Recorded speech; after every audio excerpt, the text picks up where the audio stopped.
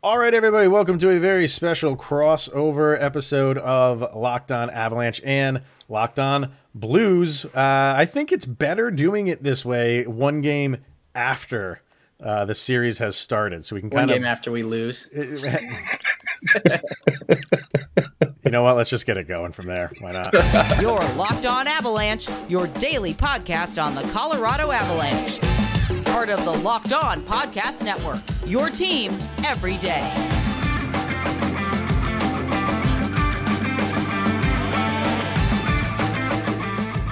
All right, everybody, welcome to another episode of Locked On Podcasts. And we have a crossover episode today, Locked On Avalanche, with myself, Mr. Shaggy Von Doom, Kyle Sullivan.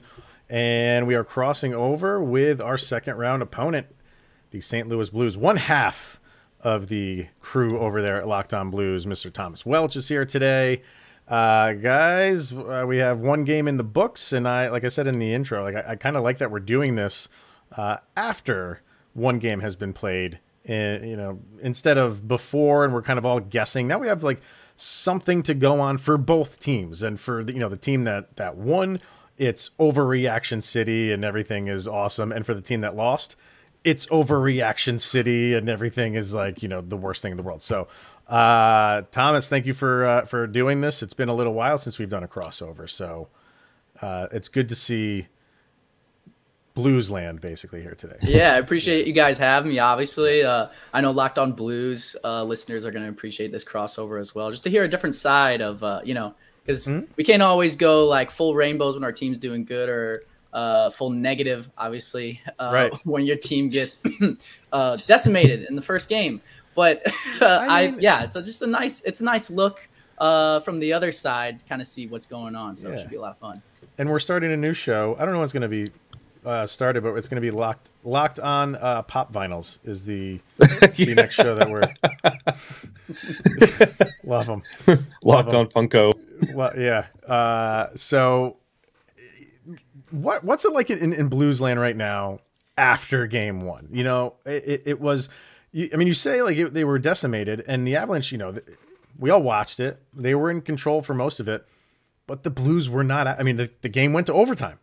So it doesn't matter how bad you're playing or how much, one team is controlling the action. You go to overtime, clearly anything can happen. And, we all know how it ended, but what is the vibe in Bluesland after game one? So I'll tell you what, and I feel like it's always the case with any playoff game, right? Is like most of the time when you lose a playoff game, there's going to be one side where it's just full scorched earth, like this team is never going to win again. It's Colorado Avalanche. We've never beat them in the playoffs. It's nightmare scenario.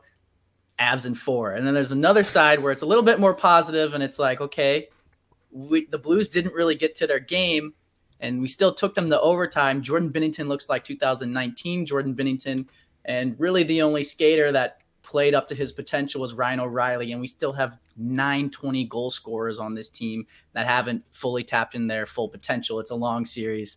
Blues in 7 kind of thing. So yeah. I'm kind of in the middle right now. I agree with some sides, some thoughts from one side and thoughts from the other side. But trying to stay even keel as much as possible. I want this team to surprise me. Go ahead, Kyle. Yeah, because we were talking on our show, like the Blues are kind of scary with how they play and how they are positioned. And like the forward depth, as you mentioned, like 20 goal scorers alone, like it matches up great with the Avalanche. And I think it took Avalanche fans by surprise on how dominant Colorado came out in game one. And of course, we talked about the knee-jerk reactions where everybody's now like, Avs in 4, we got this, baby. But honestly, it was kind of a shock and a surprise, even with how Binnington was playing. How do you, did you feel like this was a possibility, like that Colorado could continue with how St. Louis is built? Because with Ryan O'Reilly really being the only star, and you mentioned everybody else not really tapping into that, did you expect a little bit more, especially how you performed against Minnesota? Yeah, I think that's the biggest takeaway from me, and why I was mostly disappointed. I was even telling my girlfriend, going into the game, I'm not expecting a win. The Avs are obviously loaded and an absolute wagon. the media can't get enough of you guys, and rightfully so. You've got all the talent in the world. Like, hats off to you, right? But and like even going into this, like I'm like, I don't want to lose against the Wild. We've had their number. If our season ends against the Avs, like I'm not gonna be absolutely torn apart and disappointed in this team for getting beat by arguably on paper a better team. But I do think that the Blues stack up against the Avalanche a lot better than some people in the media give them credit for. And like the 20 goal scorers is a testament to that. But I think the biggest takeaway from me was I don't feel like the Blues got to their game or played the way that they're capable of. And I think it is honestly probably their worst game of the playoffs so far. So going into game 2, I know that the Blues view these road games as an opportunity, right? Like obviously they didn't get home ice. I don't think that they're worried about that. I think they like trying to split the first 2 games and then going home and trying to win both of them to get, obviously up 3 games in the series. That's huge. So I don't think it's time to panic yet, as a lot of Blues fans will tell you, and some other Blues fans will tell you you're absolutely wrong. And I like that the Craig Berube made adjustments with the Minnesota Wild. He brought in Jordan Binnington, which was very controversial at the time, considering how well Ville Husso played to get you to this point. He also shuffled the lines around and moved Braden Shen to the top line, which I think was huge in that series as well. So for everyone that's saying like this is an absolute mismatch based off of game 1, Craig Berube's a great coach. I think one of the most underrated in the league. Biased, obviously, but what are you going to do, right?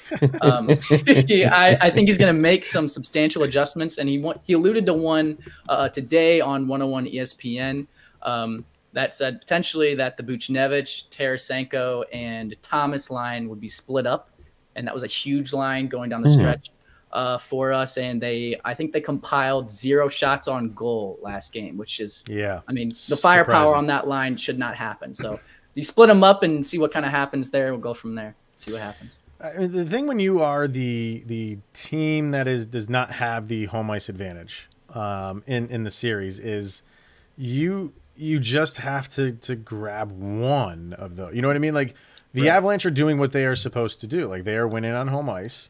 We'll see what happens in game 2. If they win game 2, then it obviously goes back to if St. Louis takes care of things, then it gets to all St. Louis has to do is just steal one, and then you just feel good. It's not your it's set in stone that you're going to win it. But who doesn't want that? Who doesn't want going back to your home ice and all you need is that last game to seal the deal? So no, it's one game. That's why they play 7 of them. And this is where the team once you get out of the first round, and then if the cream starts rising. These are where you get the signs of good teams. All right, St. Louis didn't play their game. Like you kept saying, they didn't play their game. Now let's see them do that. Like, what are the adjustments that need to be made? And then they have to execute it. For the Avalanche, it's Kyle and I have been saying, like, it's looking like last year to this point. They won the first 6 games last year. If they've won the first 5. So there's no celebrating going on in Avalanche land right now. So as far, and we have guys like the Avalanche are playing very well. Like, we know what they did in the first round, but there's individual guys, despite them playing very well, there's individual guys that really have not, Mikko Rantanen standing out in my head. Yeah. And I put his jersey over there to maybe like just will him to he's not playing him into gear poorly, but as well as the Avalanche are playing, if he starts playing his normal style that he can play, clearly that just makes the Avalanche better and makes life more difficult for the Blues. That's what we want to see. And for you guys, it was, when we did the show right afterwards, and I was looking up stats, we were talking about Tarasenko, and he was just invisible. Yeah. He didn't do anything. Like that's stuff like that needs to turn around. Have the Blues been doing, like when they have during the regular season, if they've gone into a minor funk or anything like that, what was it that brought them out? Was it just the top guys or, hitting on all cylinders again, or it was just their talent just naturally just comes out? I think it's kind of a combination. Like you'll have maybe not so much as like point production, but like Braden Shen kind of like starting off the next game, just laying the body on guys, right? Like sets the tone for the next game. It's the energy level and that compete. And I think the veterans do a great job of that. David Perron in particular, Braden Shen in particular, like Ryan O'Reilly in particular, those guys. It's not all, like I said, it's not always like putting the puck in the back of the net or having like a highlight reel assist, but it's like just winning consistent board battles, keeping the puck in the zone. Like the compete level, I think, is what drives them. And other times it's guys like Robert Thomas, like making a highlight reel play or like just slinging passes around like it looks like he's got eyes in the back of the head. So it really only takes one domino, one of those players to kind of come out with that energy, and then all the other guys kind of fall in line in place, and it's just kind of gravy from there. So they're not relying on that one superstar to get them out. Like they have a lot of guys that can do that for them, basically. Yeah, exactly. And it's just that's something that talked about basically all season. Whenever you get it with injuries and all that stuff, it's like next man up mentality. Except right now, the next man up mentality isn't because of injuries. It's because just nobody's really producing besides Ryan O'Reilly. So someone's got to step up and insert themselves into that role. And I feel like the Blues have a couple of guys that are capable of doing that and will do that. All right.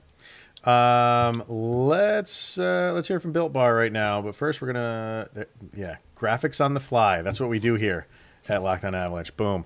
All right, Built Bar. You know it. You know that Kyle loves it. Have you got these new ones, Thomas? The puffs? Yeah. Yes, dude. Marshmallowy goodness. They're so good. Well, I've never been a marshmallow guy, so but for this, like I concede to my wife. She's the marshmallow aficionado, and according to her, these birthday cake ones are out of control. Kyle eats them, and there's like chocolate shavings coming off the side as he's eating them. He's eating them like a wood chipper. A wood chipper. Yeah. Yep. There you go. He loves them. I inhale them. Now there's a brownie batter puff. So do I have to become like a marshmallow fan? Because I like birthday cake. I like brownie. Who doesn't like brownie batter with raw egg in it? I mean, you can just, it's brilliant. It's so, I'm so stoked for these. We haven't gotten them yet, but we should be getting them soon. And I think this is another limited edition flavor. This one has 140 calories, 17 grams of protein, 7 grams of sugar in the brownie batter puffs. Say that 10 times fast. So head over to built.com, use the promo code LOCKED15, and you'll get 15% off of the best marshmallow protein-infused protein bars that you can find anywhere. Because there's nobody else makes them. Built Bar is the only one that makes protein-infused marshmallows. The things we can do with science. So go, once again, built.com. Use the promo code LOCKED15 for 15% off. Once again, that website is built.com. All right, game 2. So we're talking about changes and things that these teams need to do differently. If you're looking at the Avalanche, are we sitting here saying like we just have to continue to play that way? Yeah, sure. But you have to assume the Blues are going to change things up and try to make life a little bit more difficult for you. The Blues, well, you tell me, Thomas, like it seems like they're similar in the Avalanche in a lot of ways. They have depth, they have good speed, they have good goaltending, but they're not physical. That's not like the forefront of their game, correct? And it's not for the Avalanche. If they have to be physical, they will be. What is do the Blues have to step that up at all? The physicality of the game. That's a difficult question because I think when the Blues were playing the most physical in the playoffs so far, they actually ended up losing against the Minnesota Wild, and it wasn't because like they weren't physical enough. It was because they were over the top physical and chasing hits too much, to where the puck was going by them, the counter and odd man rushes. Minnesota is going to capitalize on that, and I think the Avs will too. Obviously, those are two very high-powered offenses. So I think it's staying diligent for the Blues and not necessarily being physical in the sense that you're going to go out there and put Landeskog's teeth into the boards or something like that. But it's the compete level and winning those board battles, I think, in the corners and keeping those pucks in and just kind of wanting it more than the guy on the other team next to you, I think is where the Blues typically excel in the playoffs. And I don't think they did well enough in the first game in that regard. And faceoffs too were not great. So I think those two areas combined will be huge, and I'll expect the Blues to bounce back in that regard. But the biggest thing for me, I feel like if I'm judging both of these teams based on 3 areas of offense, defense, and goaltending, absolutely without a doubt, you can listen back to probably any episode over the course of the season of Locked On Blues. Our biggest fear is our defense. I think if anything, that's going to be our downfall, right? Because you got all the depth in the world up front, and then either Ville Husso at times this year has looked like just an insane goaltender making highlight reel saves, and now Jordan Binnington looks like 2019 goalie that we all know and love. So if we get hemmed in the zone for consistent periods of time, that's when I start to sweat a little bit, right? Because Jordan Binnington can only do so much. He can stand on his head all game, make 50 saves, but you end up still losing 3-2 in overtime. So if the Avs want to be successful, just hem us in the zone for as long as possible. Make sure that we can't exit defensively, and you'll probably be good there. For the Blues, I think the key to victory is just getting to Darcy Kemper, because I think with the Avs, it's almost similar. I don't want to make the comparison to Grubauer because I think Darcy Kemper is a much better goalie than Philip Grubauer, but I think your guys' offense is loaded, like Harlem Globetrotters loaded. And then you've also got this guy named Cale Makar on defense, who's pretty good at what he does too. And like you kind of rounded it out well with Manson and trade deadline. You've got Gerard pieces there as well. You're better off on defense than the Blues are, in my opinion. So I would say the weakest link is goaltending for you guys. So if we can get to Darcy Kemper, then we might spell success for the Blues. Before the series started, and Kyle and I were kind of previewing it, that's where we were at. We were saying, the depths are there's a lot of similarities, but where the Avs definitely have the advantage is on the defensive end. Yep. So now you said, Binnington is kind of looking like the Binnington of 2019. Does it concern you though? I mean, yeah, he played well. He made 50 saves, or I don't know, 51 or something like that, but Avs rang 5 off the posts. So I look at that as those are shots that beat him. And if, they're an inch in the other direction, they're in. Does that concern you that the Avs did get at least those shots past him? And luckily for your team, they didn't go in and make the score even maybe a little bit more out of range. Right. That's definitely something that I thought about. There was a lot of iron. But I do think, as much as people love to kind of like fall back on this argument and say like, post shots don't even count as shots on the score sheet, all of those things. I think like the big key to Jordan Binnington's play and why he's so successful is obviously not just making the first save, but making the second save and the third save sometimes, but also his positioning when he's playing at his best is almost near perfect. So as much as those post shots, when they ring off the pipe, just give you like almost PTSD. I do think that those are shots that beat Jordan Binnington, but they're also shots that he has covered positionally. And I don't know. I feel like that's a cop-out answer because they're like, oh, like that puck was never going to go in because it hit the post and like he was in his position on that. But I feel like it happens so often for Jordan Binnington. And maybe like it's kind of a similar thing with Marc-Andre Fleury too, because he rubs the post so much. Like people hit posts so often on him. Maybe that's perfect positioning. I don't know, but that's good. Yeah, that's interesting. Seems some like kind of similarities there. So what I'm saying is Jordan Binnington's the next Marc-Andre Fleury. You can use it. Please don't hold me to that. But I'm just saying, like that's the quote tweet for this episode right here. No. I told you I make graphics on the fly. That's one right there. Yeah. Go ahead, Kyle. Yeah, I did have another question as well. Like we would be remiss for the Avalanche to be interviewing the Blues without asking, how's Brandon Saad? He's not returning our texts. Does he miss us? Does he ever talk about us? No, what's Brandon Saad been like on this roster this year? And he's having a career year. So what has he brought to the Blues this year? And is he somebody you can rely on in the playoffs? Oh, absolutely. I think Brandon Saad has been kind of everything you could ask for from the guy, from leadership to scoring to production.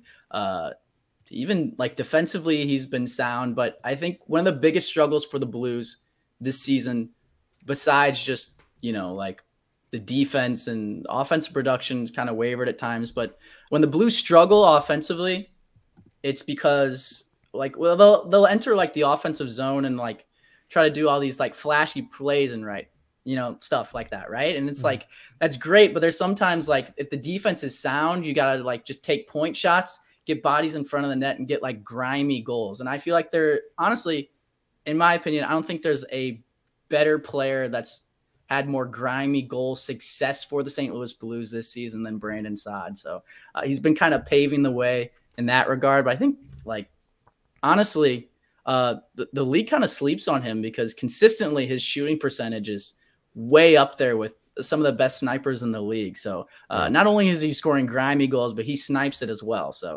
I think he said in his conference before game one, they asked him about like obviously going up against the Avs and his old team. And he scored 3 in the series against the Blues last time. So he's like, yeah, I guess I'm like the swinger, right? Like I'm going to swing the momentum in our favor this time. So hopefully that reigns true for the Blues. So he did mention us. Okay. He did. Yes. Yeah. Yes. Yeah. The long-winded answer was yes, he did. All right, let's hear from Bet Online, and then we'll kind of see where we all think this series is going from here after one game. But betonline.net and our partners at BetOnline continue to be the #1 source for all of your betting needs and sports info. You can find all the latest odds, news, and sports developments, including this year's basketball playoffs, Major League Baseball scores, fights, and even next season's NFL futures. BetOnline is your continued source for all of your sporting wagering information, from live betting to playoffs, esports, and more. Head to the website today or use your mobile device to learn more about the trends and the action. That's betonline.net, where the game starts. And reading that BetOnline read, I'm talking about like the NFL and stuff like that. Is there more of a hatred from Blues fans directed towards Avalanche fans because 100%. of Kroenke? Like, I don't know if it's directed towards Avs fans, but it's absolutely directed towards like Kroenke and just the team as a whole. Like it always just feels better beating the Avs, knowing that Kroenke is behind, the whole regime of it. Yeah. Well, and he is, but I just get the impression he's much more hands off with the Avalanche than he is, with the Rams, obviously. But, not with our Rams, but LA. Yeah. Yeah. Right. Exactly. But we're just innocent bystanders in all this. Like we have nothing to do with that. Right. But I get if there's I think how you said it is probably how I would feel too. Even though, it's the hockey team, if the Blues, whenever they beat the Avs, there's just that extra added, like, screw you. Middle finger kind of. Yeah, I get it. All right. So, we kind of talked about how, after it's game one, it's one game, and on both sides, there's maybe you're feeling a certain way if you've won or if you've lost. As far as Avalanche, I should say, as far as Predator fans in the first round, so many were coming to our Twitter pages and our comments section and on YouTube and saying like, you guys are going to win this. But we'll give it the old college try and maybe we can win a game or two, but no Predator fans really expected to win it. I think it's the complete opposite. I think Blues team, obviously, and Blues fans, they're not afraid of the Avalanche. You know what I mean? Like even though the Avs had a very good regular season, the Blues finished the regular season very well. So and I do want to mention this too, because we got some Blues fans prior to game one coming over to our YouTube channel and commenting very nice things. Yeah, so I just want to say, that. Blues fans were very nice. I just hope that continues as these games go on, no matter if they win or lose. But we're all nice people over here. So even though it's one game that's out of the way, what was your prediction for this series prior to game one?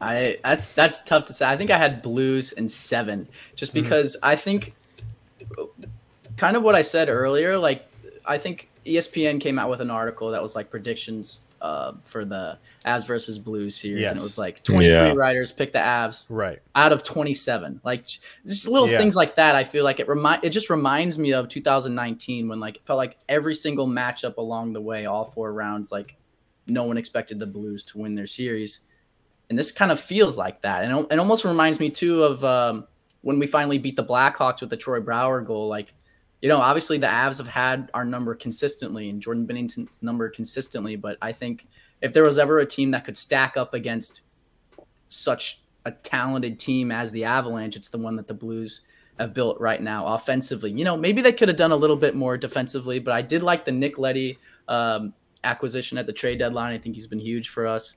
I didn't like it at the time. There was a lot more chips on the table, but, you know, sometimes you're right, sometimes you're wrong. He's been fantastic for the Blues, especially transitioning out of the defensive zone. So I'd like to say Blues in 7, but, you know, I wouldn't be surprised if it goes 6. But as much as Avs fans are probably hyped up right now after a game 1 that looked like they just handled it the whole way, I don't see this series going 4 or 5 games in either direction.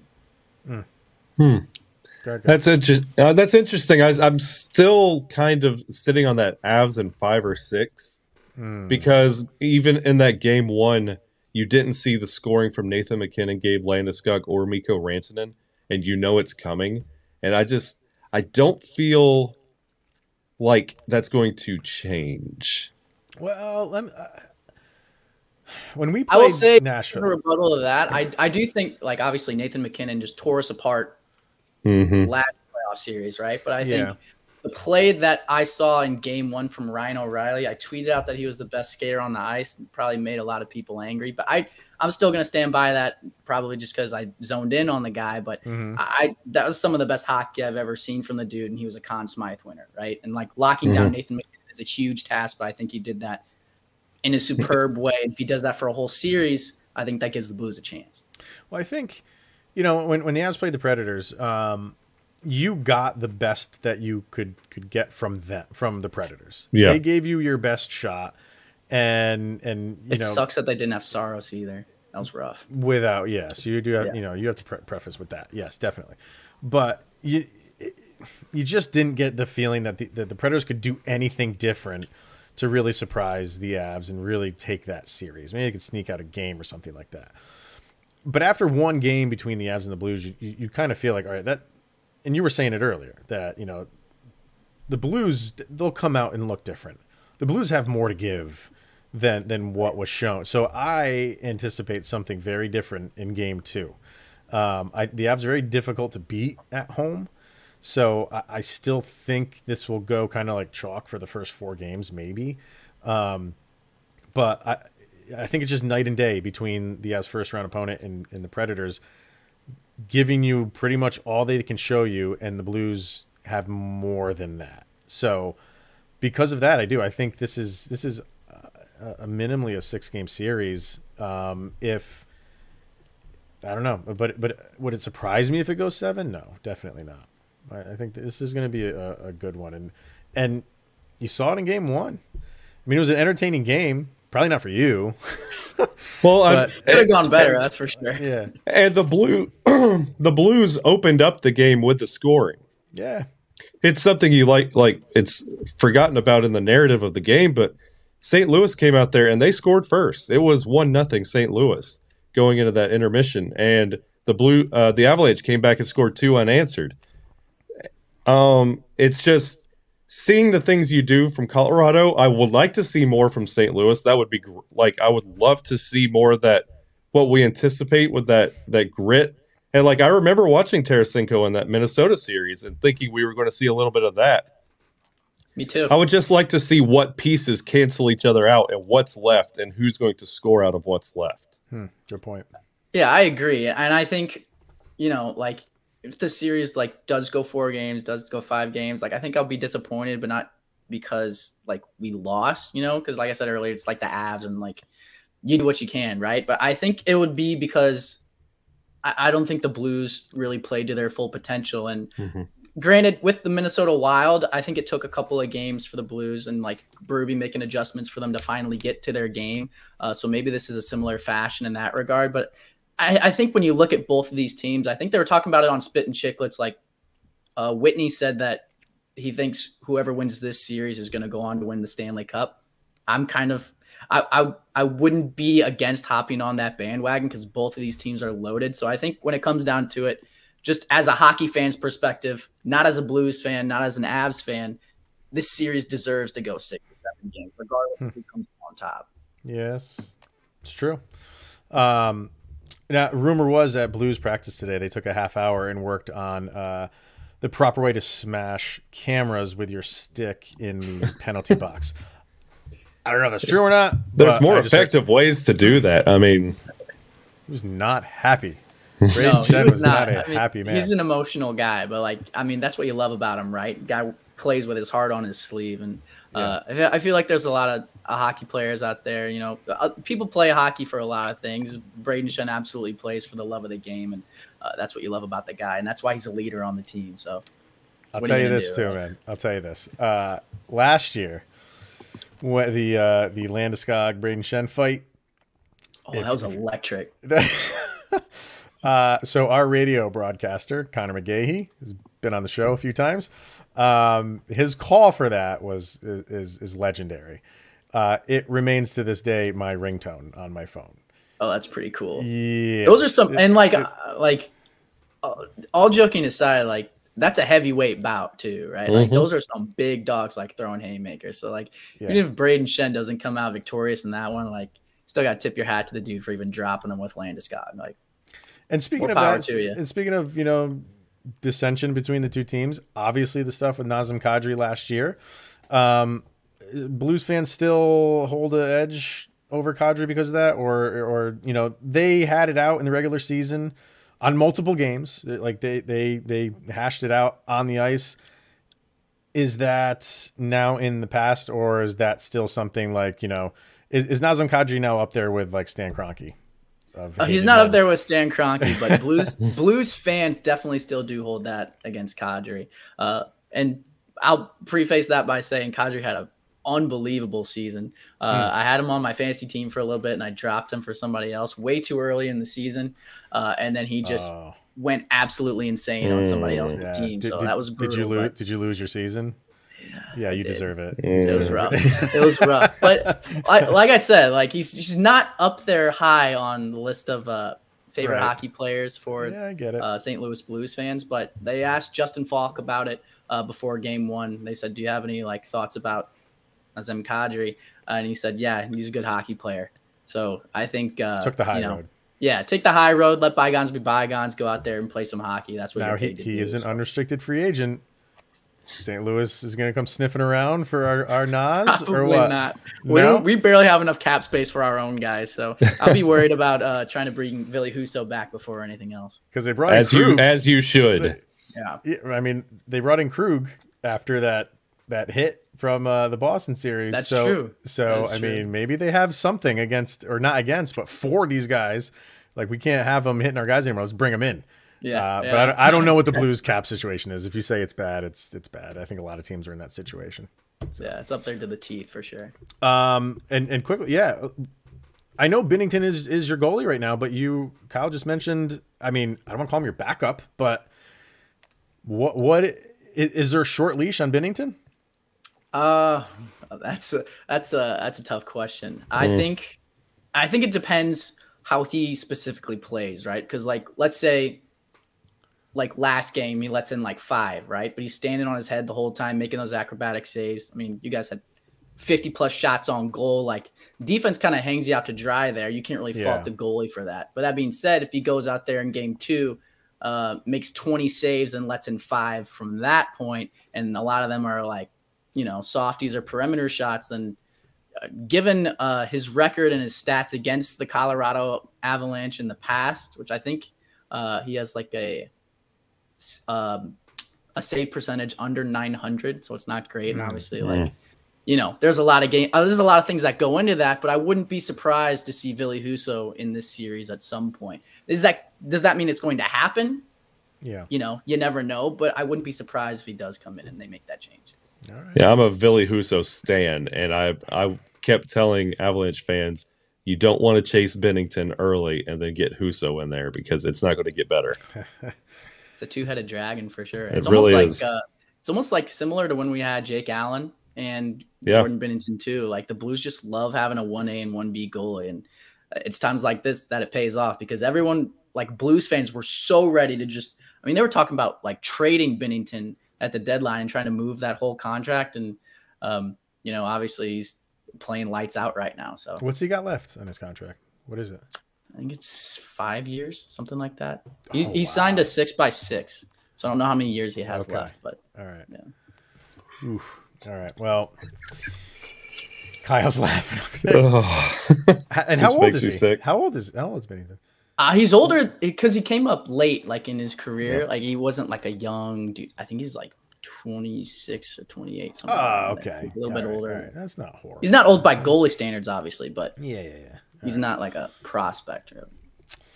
All right. Well, game 2 is Thursday. So I think when the Avalanche played game 1 against the Predators and really stuck it to them, we were thinking like, we'll see how game 2 goes. Maybe you always think that the team that lost like that is going to change things up. It happened a little bit. It was a tighter game in game 2, but I am really looking forward to seeing this game 2 because it could have the Avalanche. They're playing the same exact way, and those pucks that got past Binnington go in. It could be the Blues change their defensive scheme somehow and don't let up 50+ goals on net or shots on net. I don't know. This thing could literally go anywhere, and you're going to get this game to game to game because it's going to be a chess match, I think, for the duration of this series. I'm really looking forward to it. So, Thomas, why don't you throw out there where our Avalanche fans can go follow your Blues show because they definitely should go listen to it. Yeah, you can check us out at Locked On Blues on Twitter, Facebook, TikTok, MySpace, pretty much anywhere you got social media, you can check us out there. You can check me out on Twitter. I'm there. I usually live tweet games. So if you see something that you'd like to respond to or disagree with or just, lay into me as much as possible because that's what Twitter is for.